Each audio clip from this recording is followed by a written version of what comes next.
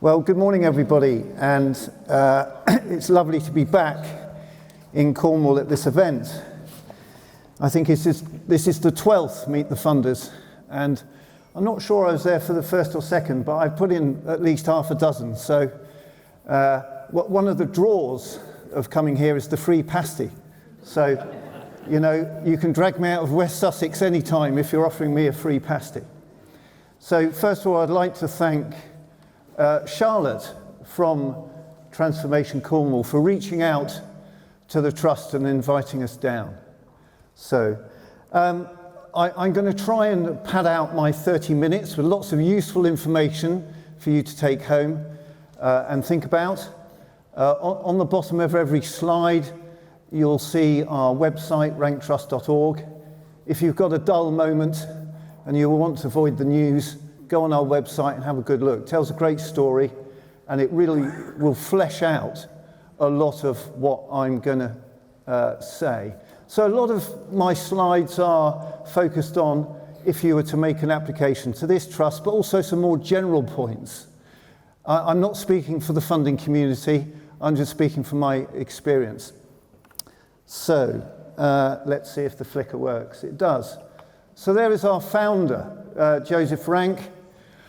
There's a lot of debate in the funding community in recent years about the origin of wealth. Where did our money come from?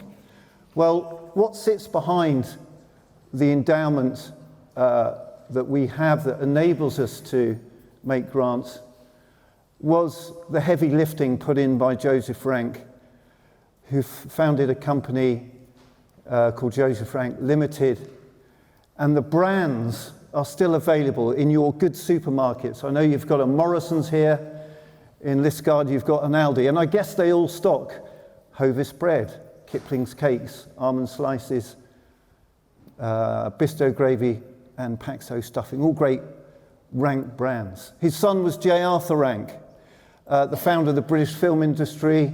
His first of his 8 studios was Pinewood Studios. He's the man behind Odeon Cinemas, Carry On Films, and Barbara Windsor. And I'm not putting the clip up. Sorry, folks. So here's our founder. This is a lovely, soft photograph that is in the National Portrait Gallery archive and features on our website.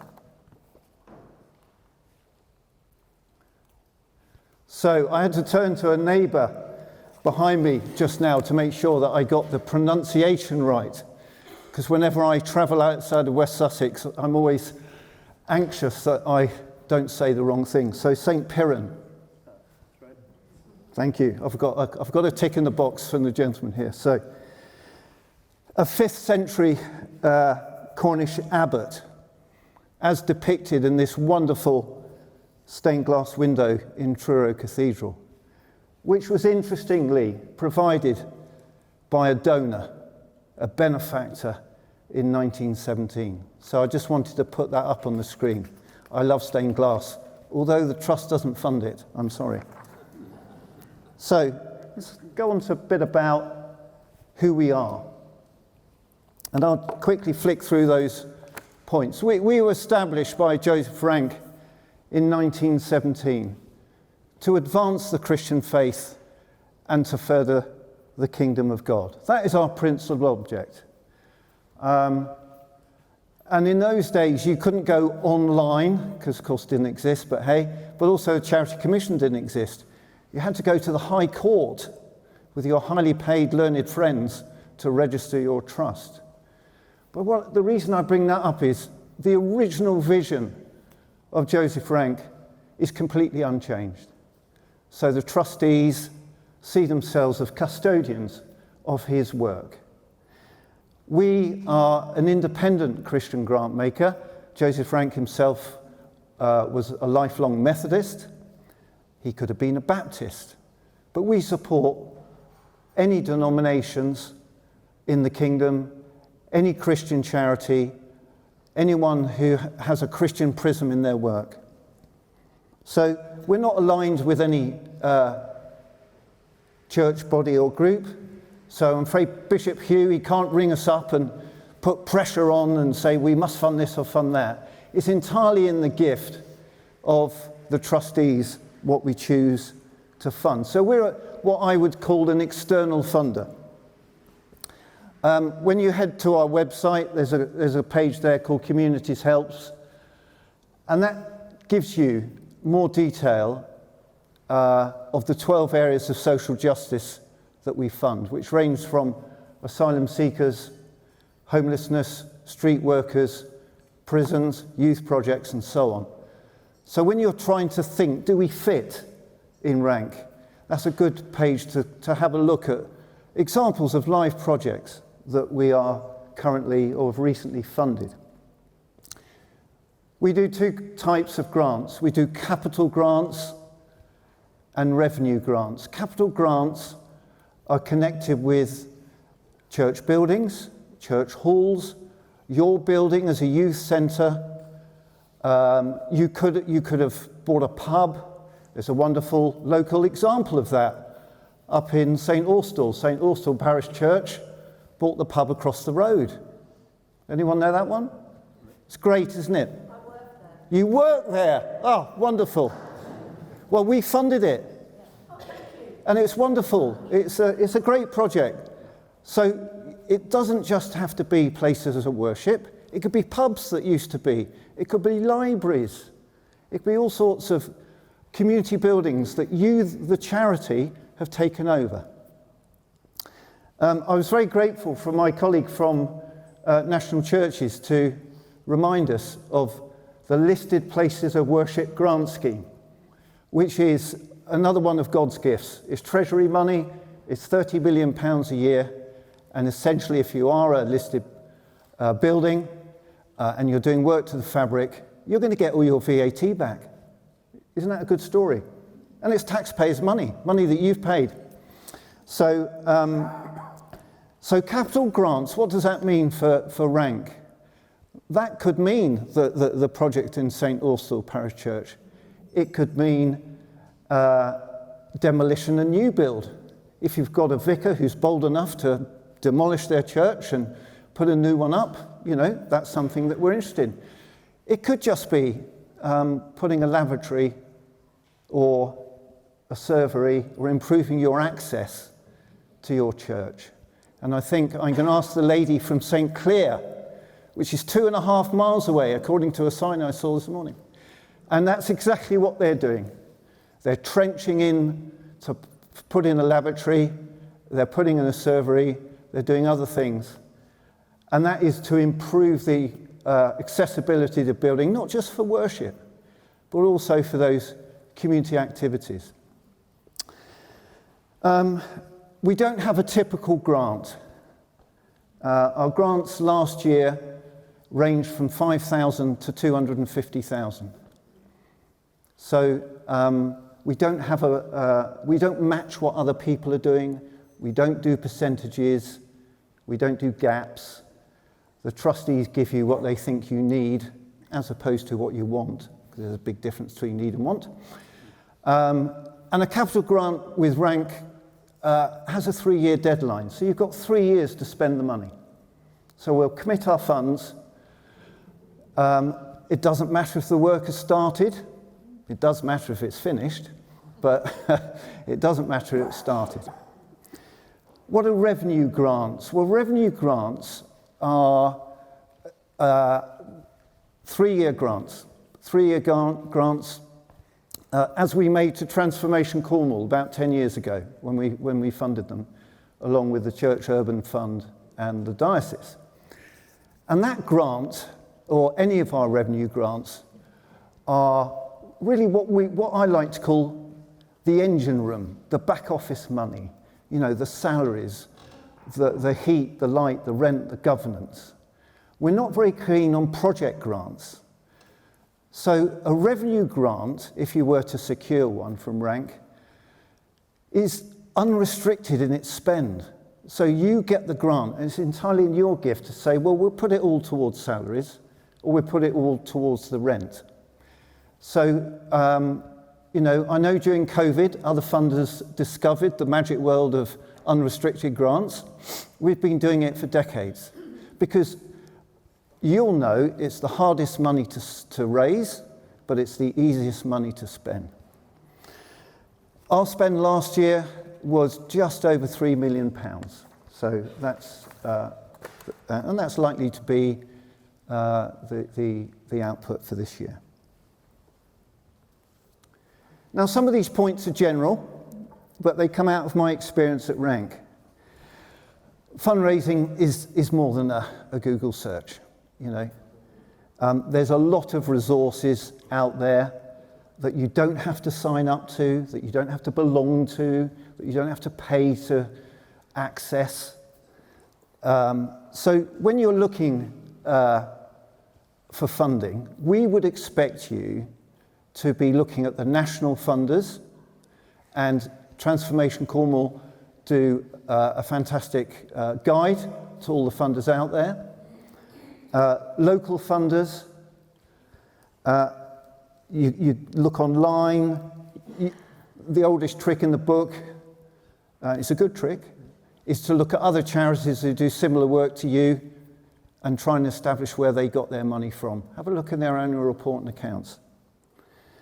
Now, we've heard about the lottery. I think the lottery is a vital part of Christian mission in this country, and they are mentioned with a capital L, lottery. But the second biggest funder of Christian mission is the environmental tax agencies. Viridor, Suez, Biffa, Viola, whoever operates those contracts, normally on behalf of local authorities in your area. And they're taking away your domestic waste, they're taking away hospital waste, school waste, commercial waste, and so on. I think Biffa have recently widened their circle, it used to be 10 miles, to 15. They are the second biggest funder of Christian mission in this country, yet they're relatively unknown. So, and all you need is a licensed landfill site within 10 miles, or in Biffa's case 15, that has a license by the environmental agency, and then you've got access to their money, okay? And there are others. There's lots of little funds out there that the parish council, not just the parish council, but the legal department of your local authority might hold.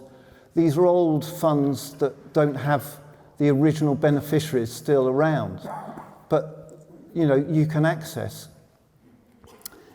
Check funders' websites. What does that mean? That means if you're going to apply to Rank, we have a simple page called Applying for Grants, and you can print it out on one side of A4. Please read it twice, not once, twice, because the next thing you're going to do, hopefully, and I encourage you to do this, for all funders actually, is give us a ring. You're investing a lot of your own time, because I guess most of you are volunteers, and this is something you do at the end of the day perhaps, and you're going to invest that time to prepare the application, you send it off, and then you get the knock back and you went, oh, what a waste of time. Okay? Point one on our website when you visit it is, if you have any queries, capital letters, bold, give us a ring, okay? I'm out on the road for 3.5, 4 days every week, but I will get back to you. Don't invest your time if you're not sure. If you're sure, go ahead and apply. But always give us a ring, and then we can give you some guidance about what you're thinking of. I'm the full-time workforce of Rank, so it's going to be me, okay? So I will remember what I'm saying. Okay, next slide. More planning. This goes into reading the website, understanding what we're after, having had your conversation. Most funders, to be honest, folks, have a completely open mind and or a very clear filter on their websites about what they do and what they don't do. So I would argue it's pretty easy for you to establish whether the funders, this gentleman here, asked me for a roof. We don't do roofs. But then we got onto lavatories. We love lavatories, don't we, St. Clair? We do. So a 2-minute conversation, he now knows not to put together an application for a roof because we're not going to do it, but he may consider at some point coming forward for a lavatory, which we do. So establish what the funder requires. And I think that means just send us what we ask for, okay? For rank, we don't have an application form. We don't do online. We ask you to write on 2 pages of A4 your meaningful story and your mission. We give you some suggestions on paragraphs to cover, who you are, what you do, and so on. But don't send me 3 pages. I'm a bit OCD. I've been at this game too long. Don't send me 3 pages because we ask for 2.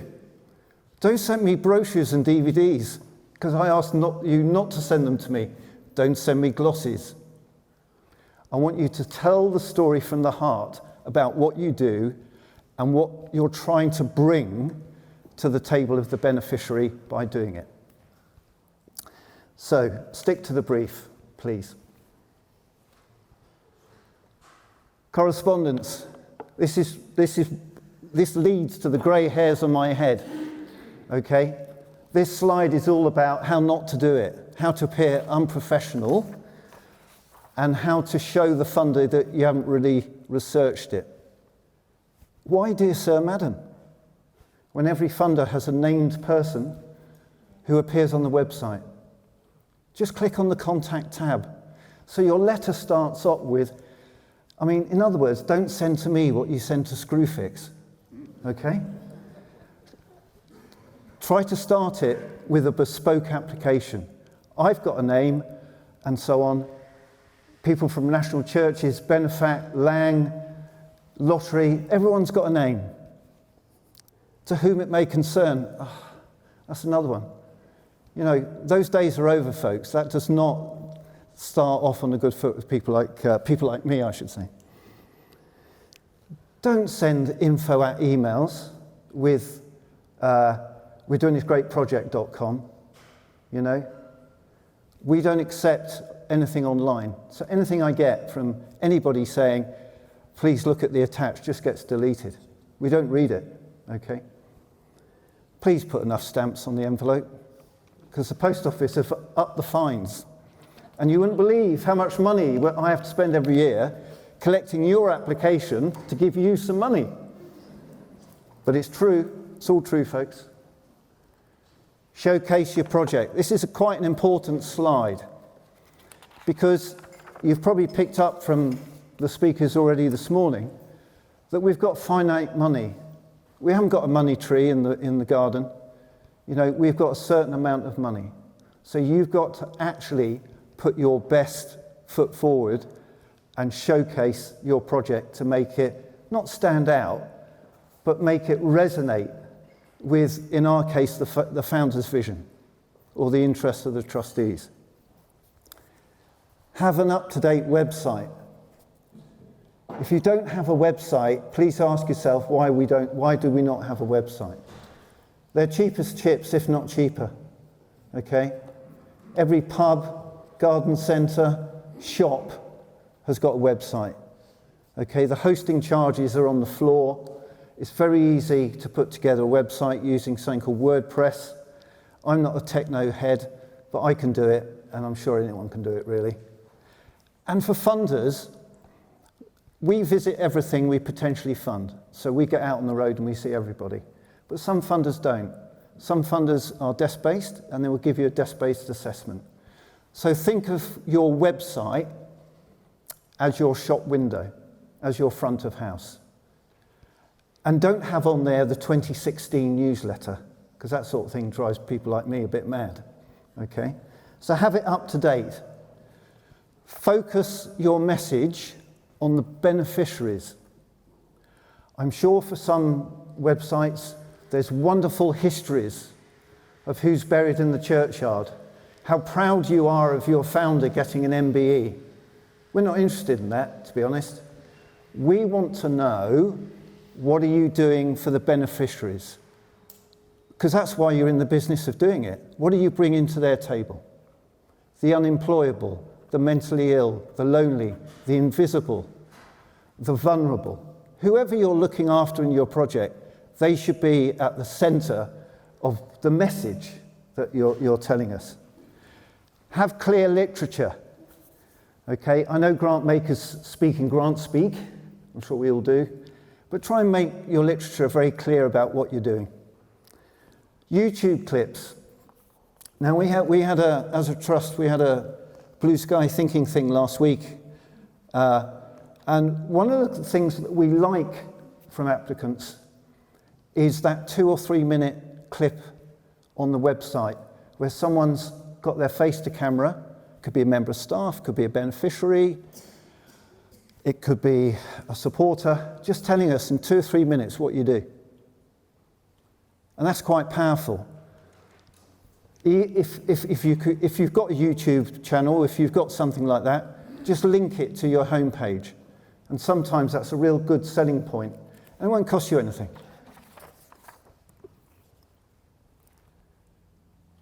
How to handle your funder. As I just mentioned, we visit everything that potentially we want to fund. So the last line of your cover letter to a named individual, of course,